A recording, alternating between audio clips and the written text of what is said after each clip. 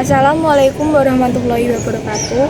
Perkenalkan, nama saya Amanda Putri Nurmayanti dari kelas 11 5 absen 3. Di sini saya akan menyampaikan rangkuman mengenai gaya hidup berkelanjutan yang dinarasumber oleh Dr. Ling Ahmad Qasim. Gaya hidup berkelanjutan merupakan gaya hidup yang mengedepankan penggunaan energi yang terkini. Gaya hidup berkelanjutan berupaya untuk memenuhi kebutuhan tanpa harus mengubah dan mengurangi sumber energi bagi generasi berikutnya.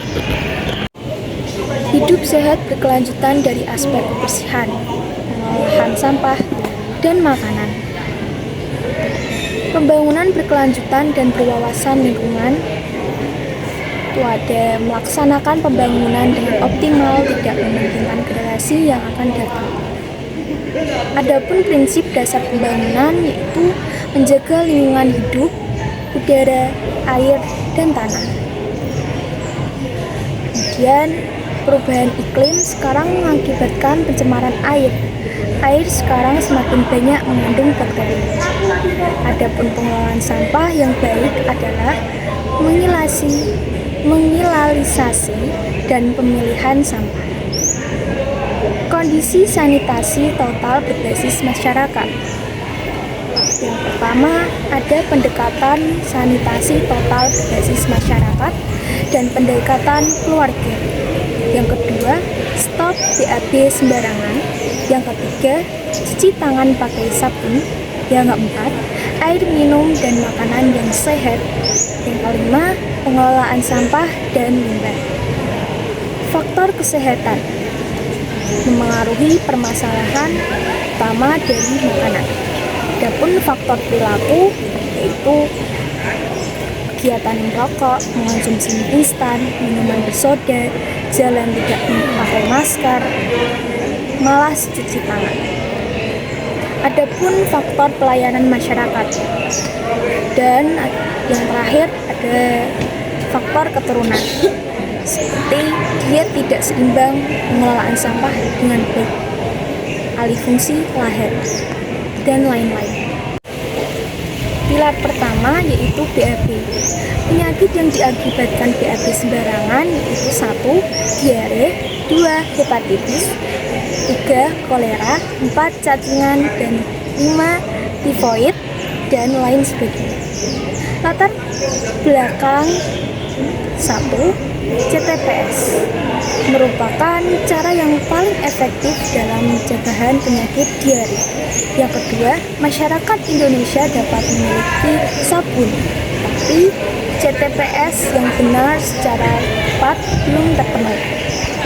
CTPS adalah cuci tangan pakai sabun. Pilar kedua, CTPS. Persyaratan sarannya CTPS untuk dapat menunjang langkah-langkah CTPS yang benar sehingga efektif untuk menghilangkan kotoran dan kuman, maka persyaratan utama yang memenuhi persyaratan kesehatan adalah bersedianya 1. Air bersih yang dapat dialirkan, 2. Sabun, 3. Penampungan atau saluran air limbah yang aman. CTPS ditatanan atau dibagi menjadi 5.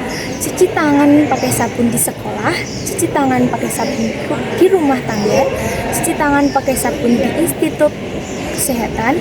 Yang keempat, cuci tangan pakai sabun di tempat umum. Dan yang kelima, CTPS di tempat kerja.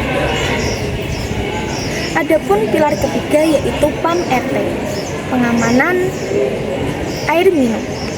Perilaku pengelolaan air minum dan makanan rumah tangga itu ada membudayakan perilaku pengelolaan air layak minum dan makanan yang aman dan bersih secara berkelanjutan. Yang kedua, menyediakan dan memelihara tempat pengolahan air minum dan makanan rumah tangga yang sehat. Syarat air minum itu 1. Fisik, 2. Kimia, 3. Mikrobiologi.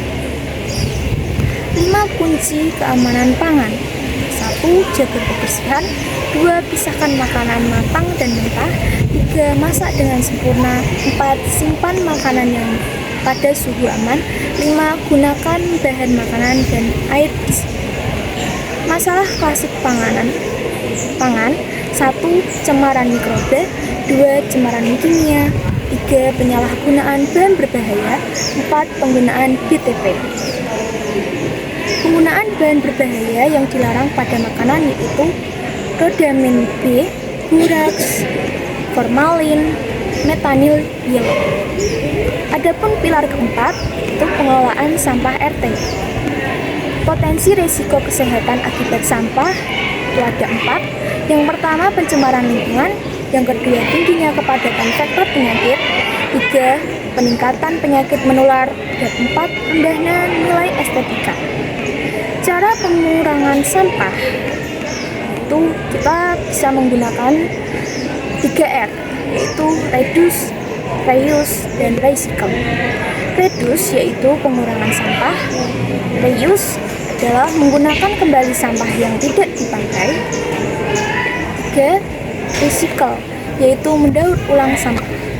Dampak limbah yang tidak dikelola dengan benar itu ada 6 dampak, yaitu pertama gangguan kesehatan, 2.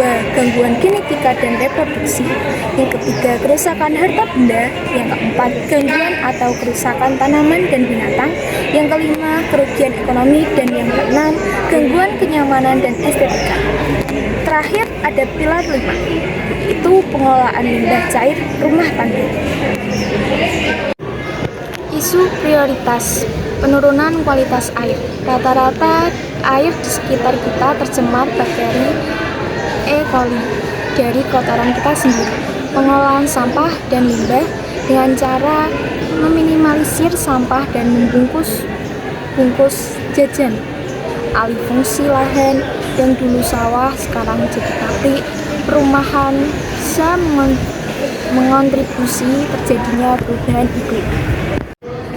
Rangkaian perubahan perilaku. Pendekatan yang harus diketahui intinya dapat melaksanakan stop buang air sembarangan, cuci tangan pakai sabun, pengamanan makanan dan minuman, pengelolaan sampah, pengelolaan limbah dilakukan melalui diri sendiri. Karena generasi kita akan menjadi generasi emas, menjadi generasi penerus keberlangsungan. Tanpa kesehatan kita tidak bisa mewujudkan ini.